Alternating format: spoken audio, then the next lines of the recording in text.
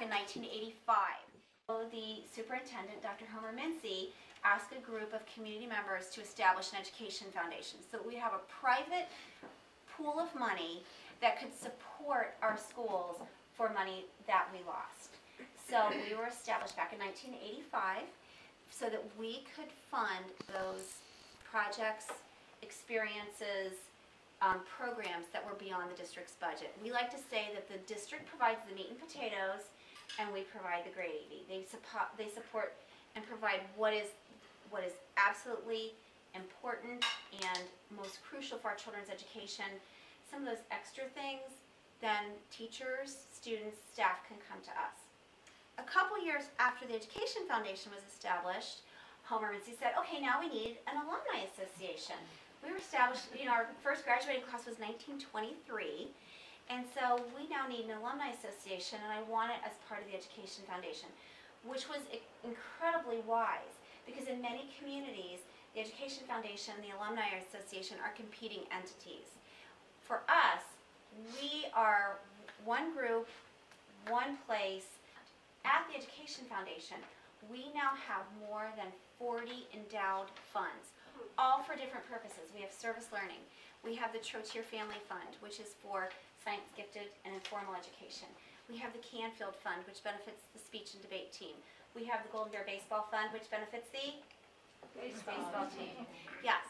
So we have more than 40. So grant requests will come in to our board, and I'll look at it and say, wow, Hastings wants a Kenavision stereo microscope. Sounds like science to me, even though as an accounting major I can figure that out. So I'll call Audrey Trotier and say, hey, I've got this great grant application. Would you like to provide the funds for that? And she'll say, yes, wonderful. We'll have a grant application that comes in for art. We have the Barbara Hardy Fund. Barbara Hardy was a teacher in our district and left a $100,000 gift to the Education Foundation for arts in our schools. Alicia McGinty is working on a great use for the Hardy Fund right now, where she is integrating high school students, middle school students, and elementary students who are going to work together to build a community quilt. But what happens when an application comes into us that doesn't match up to one of our specific endowed funds? Well, luckily we have a general unrestricted fund. From that, our trustees can look to that for those undesignated purposes. So we have our designated funds, we have our unrestricted fund. Where does the money come for the unrestricted fund? We have a party, maybe you've heard of it. It's called Golden Bear Bash. It happens the Sunday night of Labor Day weekend. And many of you have been guests. I'm seeing people, familiar faces. 6 years ago, we decided that we really needed to be able to step up what we were able to do in our schools. In order to do that, we wanted to have a great fundraiser. So we also wanted to have an event that our teachers, our parents, our community could afford to go to. So it is, like I said, it's always Sunday night Labor Day weekend. The date changes, but the day doesn't. And we just thought it was a great time with our friends at the Civic Association who have their fabulous Labor Neighbor Day, that it is a good neighborhood family time in our community. Last year, we were at the ballpark, at the Huntington Ballpark, and we're proud to say we netted $85,000. We put part of that in our endowment, saving it because we want that to grow so we can have that great pool of resources. The other part that we put aside for grants in the schools, so that when your schools come to us, we love to partner with your PTOs. We love to partner with the Community Foundation.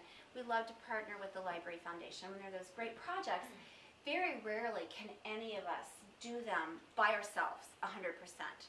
So if you can have different groups participate, cultural arts, I know the city has been very generous and gives our schools money. We've partnered with them many times. So we've been able to help out. Last year we put $64,000 back into our students, our staff, and our schools in the form of grants and projects. We calculated up for the 2012. We like grants that touch a lot of children because that makes us feel like we're helping everyone.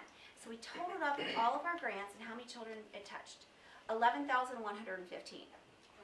But wait a minute, we only have 5,762 students, which tells us that our grants touched a child more than once.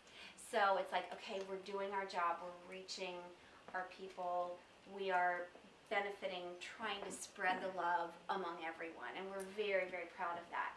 Last year we had 780 individual donors. Half of them were brand new. 390 of our donors last year were new.